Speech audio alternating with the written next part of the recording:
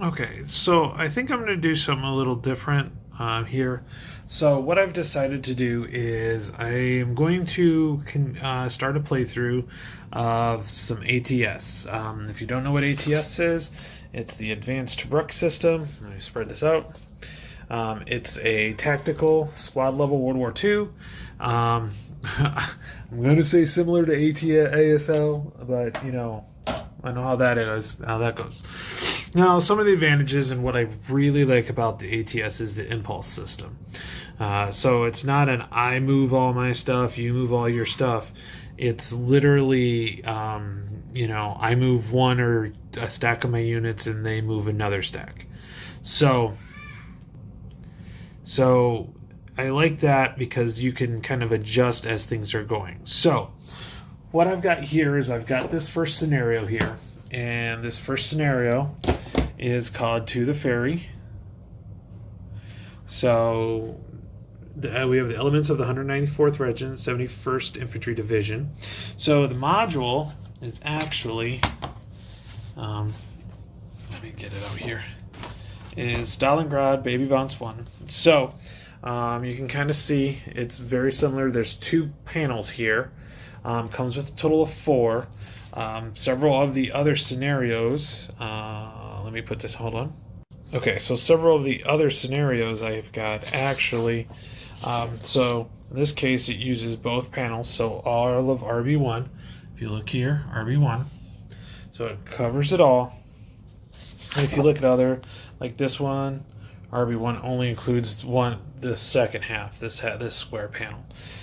This one does this square panel. So lots of small stuff, which is kind of nice. And ATS has gone to this huge historical, which is great. Don't get me wrong, I'm not complaining. This huge historical, but sometimes it gets a little hard when you don't have the space. So this one would include all 4. So if you notice down here, it includes all 4. So that works out pretty well. But this is a tactical system I've learned. I really like. This is RB3, which is in not this packet, which is in Stalingrad Baby Bounce 2, which I do have. So this is 1 and 3. This is 1 and 3 again. Either way, I can fit it on the smaller desk I have here because I have this. It's a smaller desk. It's not as deep. It's not like this desk over here. It's actually a smaller desk here. So, but what's neat is we ended up with 18 scenarios. As long as you have, I have all 4. There was 4 of these Baby Bounce scenarios. I had bought all 4. I've got several of the modules already. There's the AFV cards. So it actually worked out pretty well. I have almost all of the counters, if not all of them. Although what was really interesting is that one of the counters that I needed, and I'll show you here in a second some of these special rules, but some of these ones that were needed I don't have, which is weird because they seem to be like they should be part of the standard scenario count. So anyways, I digress. And if you guys know anything about Critical Hit, who puts this out, that doesn't surprise most people. But it's not that hard. I love the system. The system itself is what I like about the game. So, in our first scenario, To the Ferry, and I'm going to have to do some organization here. So, we have some special scenario rules. So, the first one is spotting conditions are average. So, let's go over to the average. So this is average.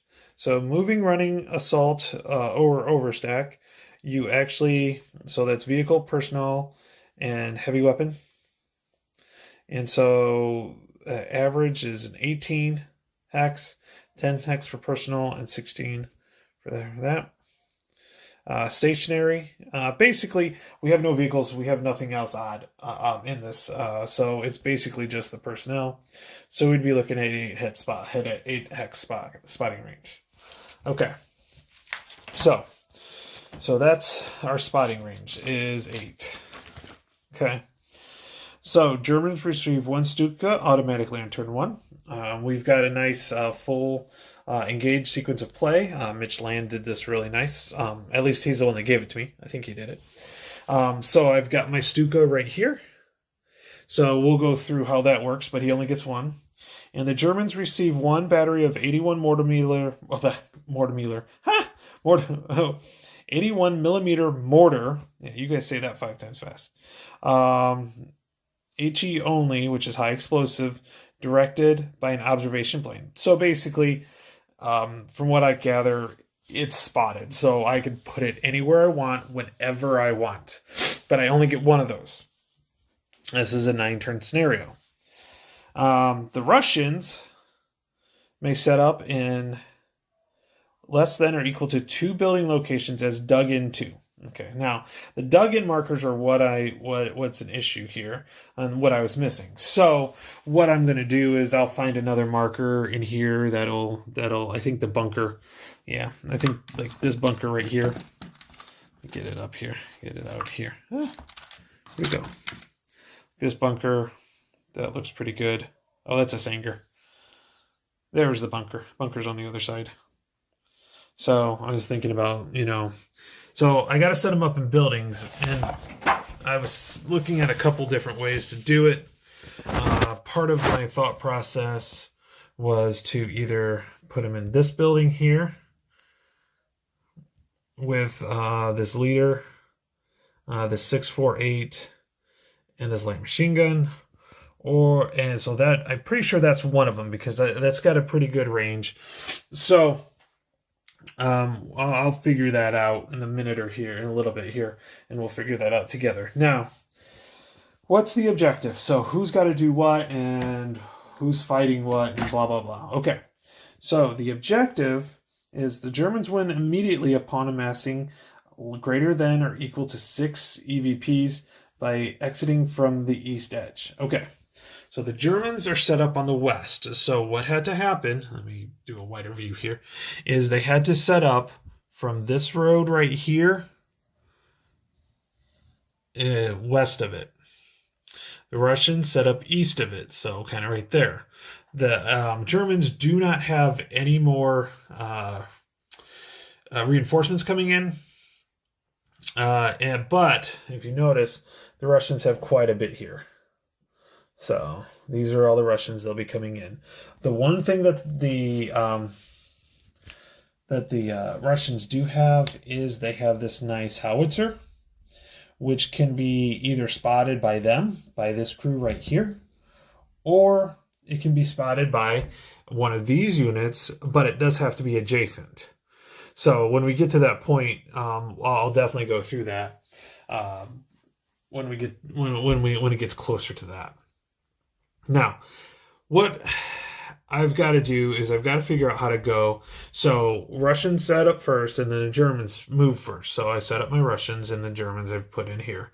So this is actually, so movement points you're looking at 4.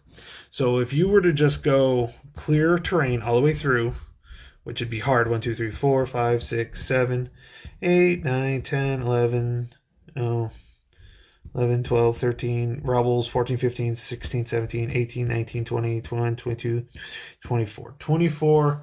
So you're looking at, getting 6 victory points off is not going to be easy after getting through here.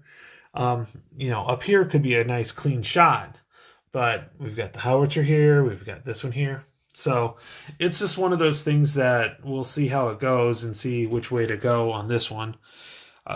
It's definitely going to be a challenge. I was like, wow, six victory points. That seems like not a lot, when actually, So we use these casualty points. So these are casualty points, and they work the same. So that's the victory point table, and then these work the same. So if a whole squad gets off, which is their stacking point, there's 3. So if you notice, there's 3. So that's 3 points. So basically, we would need to get 2 squads off, a squad and an officer, a squad and a commissar. No commissars, no forward observers. A squad and 2 NCOs, 2 squads. So it could be just about anything. So it'd be interesting to see how that how that goes about. So kind of curious on that. And we'll go from there as we go through. We have no armored vehicles. We have nothing really moving around. So, but I wanted to introduce kind of what the goal is, kind of how things are going to pair up. And before I get kind of set up and moving forward here, I wanted to give you kind of a rundown of it. So I will be back with the kind of the first turn once I get everything set up and kind of go through a few rules just to remind myself, and you guys can see how this works out. I think you'll enjoy it. If you like tactical games, yes, I think you'll enjoy this quite a bit. My tactics, I'll be honest with you, my strategy is I'm still learning the strategy part. And as Mitch and I have said, and it's just in game, I get the rules down. You get the rules down first, then you get the strategy there. Be interesting. My dice rolls suck all the time, so it'd be interesting to see them suck for both sides. So we'll see how it goes, and we'll go from there. Okay, talk to you later, guys. Bye. Okay, so I just completed turn 1, and it was quite eventful in several cases. So I had originally put a CFF marker here, rolled on the accuracy, and it ended up all the way up here. Now, luckily, I did have a unit, and these units had moved in there. These units were all out here. And again, this was the Germans bombing the Soviets. So the Soviets were right here, rolled. They're in a masonry building. It's an 81 millimeter mortar. So the 81 millimeter mortar would roll an 80, but since it's a masonry, it was halved. So the 80 moved down to the 37, rolled a 7, got the modifiers, the cover state modifiers of +3, so it's a 10, so there was no effect. And then I rolled for rubble on both this wooden building and the wooden building that's below here. So, okay, so that was that. I had these two units right here were right here. These guys moved in. We ended up causing 1 casualty on this stack here. And was this a casualty? Yeah, a casualty on that stack, as well as they moved in. This guy right here, he's not functional. Couple of reasons being is that we have a hedge side here, which is blocking terrain unless you're right against it, so it blocked it. I know it says +5, but it also says blocking. So I'm pretty sure that's correct. So if we do hedge side, yeah, it says blocking. Hedge hex side. Okay, so yeah, that is a hedge hex side, so that is blocking. So nobody could fire here or here. I'm kind of glad this guy moved. He moved back into this masonry building, and then during close assault, he moved over here. I'm going to move him back into here is the idea. This Captain Droigan here, this nice old commissar right here, he actually did some serious damage here. He had a C2, so we took honorable mention for Devin. Yes, I do have the Facebook ones as well, so I'm going to be intermixing them as I go through. But they ended up with 2 casualties, and then I broke Sergeant Heinley, and then I'm sorry if I pronounced your name wrong, Devin. And then also broke the squad below it. So there was 2 broken units, so I really couldn't do any movement in or around here. So yeah, so we couldn't do too much there. Okay, and then also, so we had Sergeant Reed move in here, and then did a lot of close assaults. So we're getting over here, so probably what I'm going to end up doing is taking this CFF marker as the Germans and coming down here and trying to get rid of these guys. If I can get rid of these guys, then I can take this whole group, and let me do a wide shot here, this whole group, and kind of sweep them around here. Now, turn 3, the Soviets get 1, 2, 3, 4, 5, 6, 7 seven 547 squads plus an LMG, one LMG, oh no, two LMGs, a satchel charge, and two more leaders. So this scenario really has me thinking of a couple things. One is I want to move that guy now. I would set him up elsewhere. He definitely is not in a prime location. It looks like they can just whip around him. So he may be moving here pretty soon. I mean, because he can probably see here now. But it depends on if it can touch this hex site or not. So if you take a look, there's a hex site there. Okay, so that was turn 1. I'll get back with you guys after once we hit turn 2. Bye. Okay, so I'm up to turn 2. Turn 2 is finished. So let's take a look at where we're at. Not a whole lot happened this particular turn. Slowly started to move. We got some groups here. So one of the big issues that I had is where I set up my 2 dug-in buildings. Okay, so I set up here and here, and they're gone now because they're not dug in anymore. They had to move. I had a unit. This dug-in unit was right here, and then there's another stack, this Sergeant Heinley right here. So we're going to go down this way. So he decided, because of where this was at, he was right here, and you can already see he's got quite a few casualties on him. So he just decided to come down this way, and then he infiltrated into this building. As soon as he went down this way, this unit could not see anymore. This unit had already moved, so that was the other thing. This unit right here had already moved. This unit had moved to right here, so he was not a threat anymore down here. Again, retrospect. Now, this unit right here was able to shoot here and actually broke this 768 unit. Had a C2, it rolled a single 10, did not roll the second 10 for that. So that 758, okay, let me move it over here so you can see. So this 758 had to try to, so he broke, and then when I tried to rally him, he rolled another 10. Actually, his roll was not a 10 because it was a C3. It was a C2, so with that, so it was 2, 3 minus. He was an 8, so that was a 5 plus 2 plus 3, and he rolled the one thing he couldn't roll. So he broke.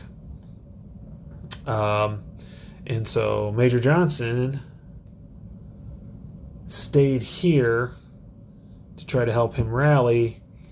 And so now he is right in the crosshairs here.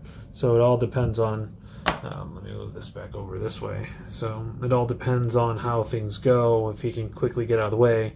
The problem is this broken unit is as SOL. So we've got Commissar Drygen, and his 2 squads underneath there.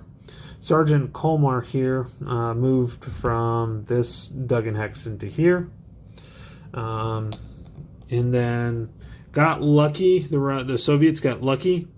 Originally, this unit was here. This was back here. This time back here. Well, this easily would have gone into melee here and just absolutely obliterated this 1648.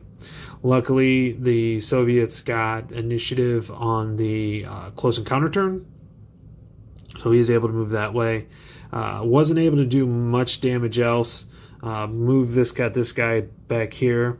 Now, what's really going to be fun now is we are on to turn 3 now. So I can actually get all my reinforcements because it looks like they're moving over here. But I actually get, 6 squads? Why do I have 7 here? 1, 2, 3. Yep, I have too many squads here.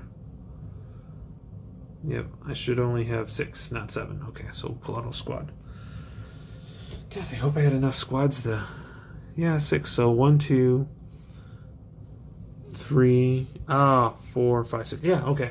So yeah, I put that one back. So I get 6 squads, 2 light machine guns, a satchel charge, and 2 leaders. So we can start pulling in from the east side over here.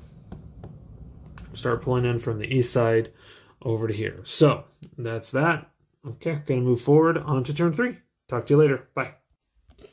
Okay, so we are now, we finished turn 3 and we're on to turn 4. But turn 3, let's take a look at what happened. So, again, not too much. Again, tried to artillery or mortar these guys, which they were actually right here to start out with, but failed battery contact. Again, this is 2 turns in a row. I got my Germans moving, but one of the big issues is now there are some the Russians are basically pretty much surrounding these. These guys have got to get off here. I have not used this howitzer yet. We're going to see how that goes, but I've not used the howitzer yet. It's not in nobody's adjacent, so I can't use them as a spotter. And it's not as spotted by himself. Right now, let's see here. I'm going to have to check maybe this unit. So spotting range currently is what? So it's average.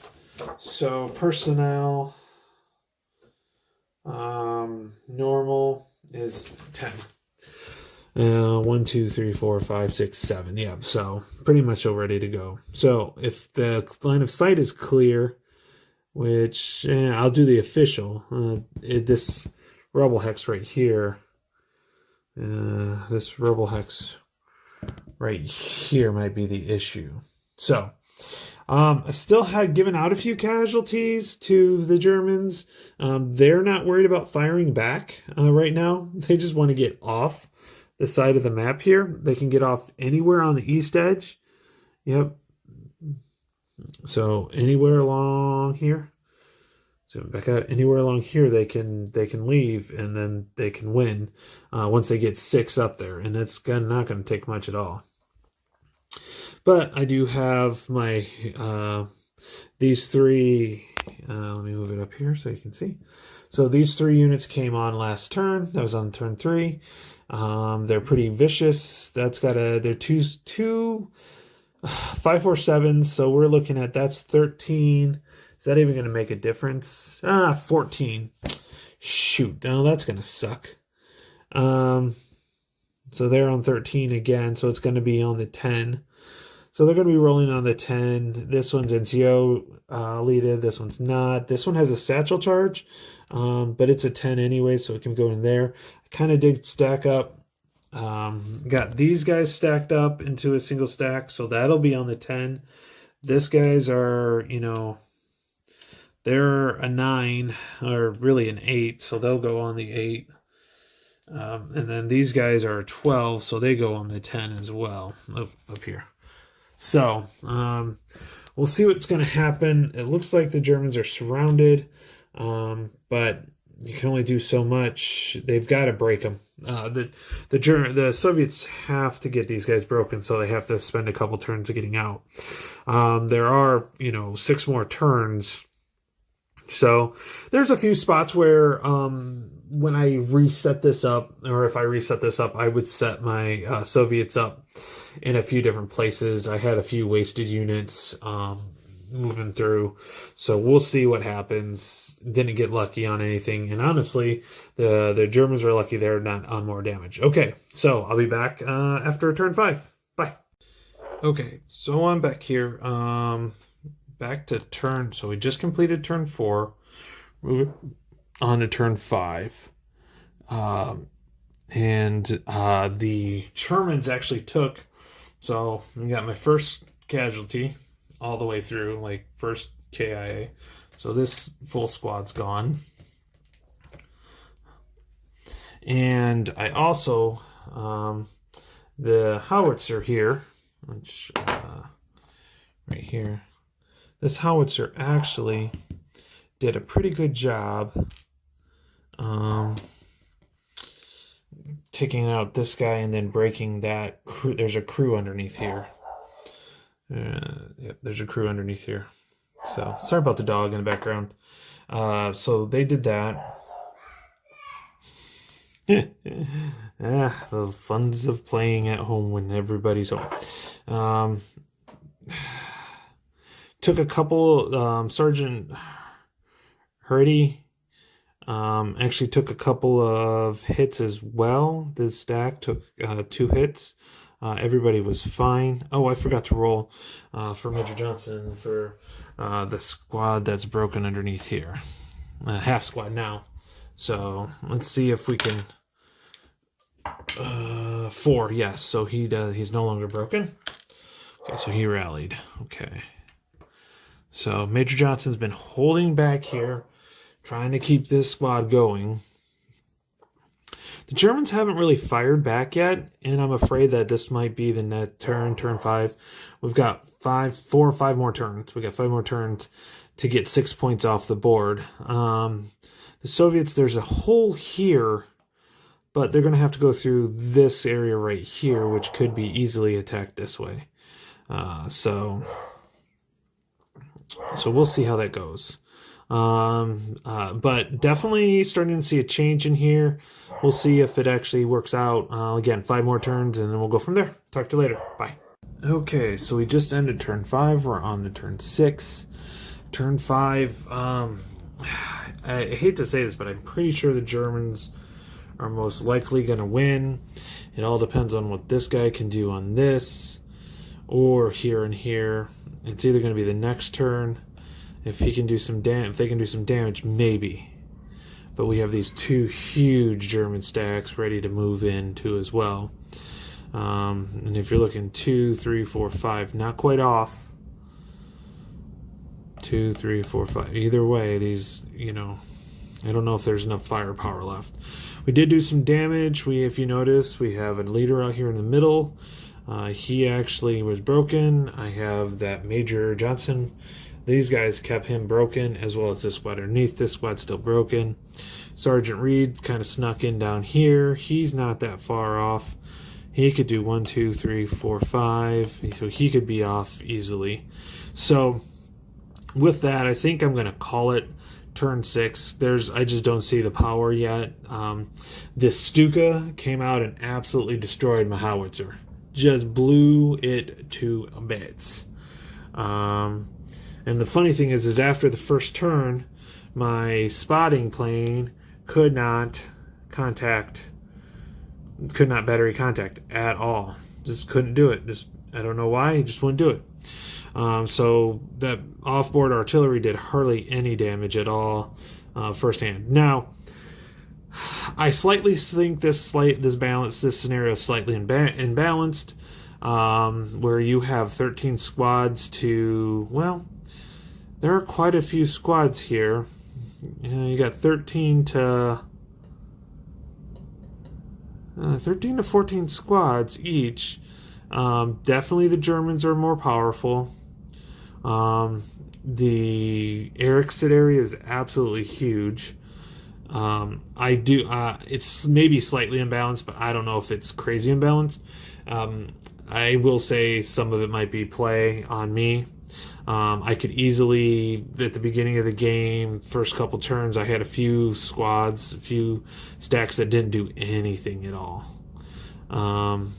So we'll see. I may reset this one up. It's pretty quick, short scenario, easy to do. But I really think this is a pretty fun scenario. But yeah, I'm gonna call it. I just see way too much here and not enough to block it. So easily within 2 turns, it's gonna go. I have 3 turns left. Yeah, 6 points to get 6 points off is gonna be, yeah. It's not gonna be a problem at all. I have quite a few full squads, plus the leaders. I have some sergeants going off, some NCOs, and so like an NCO. Where's the victory point table at? So an NCO is 2 points, and then it's their stacking point value. So yeah, I did take some casualties, but that's still 3 stacking points. So right there's 3. Then I think this one's 3 right there. So that would do it right here. I mean, we won't, there's more than 6 points here. There's more than 6 points here. So, yeah. Again, I think setup, I probably would have set up a little differently, knowing the Germans did not do much attacking, which was fine. Their goal was not to attack and eliminate. Their goal was to get off the map. The Soviets' goal was to stop them from getting off the map within 9 turns. Looks like they're going to be probably 1 turn short. If not, next turn, the 8th turn would have been done. So I'm going to go ahead and call it, mainly because I want to get onto some other scenarios and take a look. I really enjoyed this one. Again, I think it's not a representative of the scenario. Some setup of mine, I think I could have done things differently. And also that Stuka, Stuka waited until the perfect time to do some attacking, and it just obliterated that howitzer, which I was planning on for the Soviets. I was planning on them doing really, really well with that and doing some serious damage, but it wasn't to be. So, okay, guys, talk to you later. See you on the next video. Bye. Okay, so I'm back again because as I was cleaning up the counters and everything, I realized I had gypped the Soviets 2 of the 547 squads. So I really think the balance is there. That probably would have helped just a little bit. It may have actually delayed it depending on where they were set up and where they were at. It was too late for me to add them on. I had already cleaned up after I realized that because I thought this really seems like a very, very, very unbalanced scenario, and it should have been a little bit easier. Now, it definitely is better quality on the German side, but on the Soviet side, the numbers are there, and yeah, like I said, I gypped the Soviets, those 2. So I will have to play this scenario again and go through that. So, but wanted to put it on, so I'll put that caveat on saying, okay, here it is. This is the truth. I gypped the Soviets 2 squads, so 2 full squads. Now they're only the 547, so they weren't that powerful. But looking at this, putting 2 648s and 2 547s, you're going to end up with the same roughly the same firepower, because they're both going to fire on the 10. So that would have been 2 more firing on the 10 that I didn't have. So with that, but I want to put that caveat on there. Still enjoy the scenario, even though I unbalanced it by my fault. So, okay, talk to you later. Bye.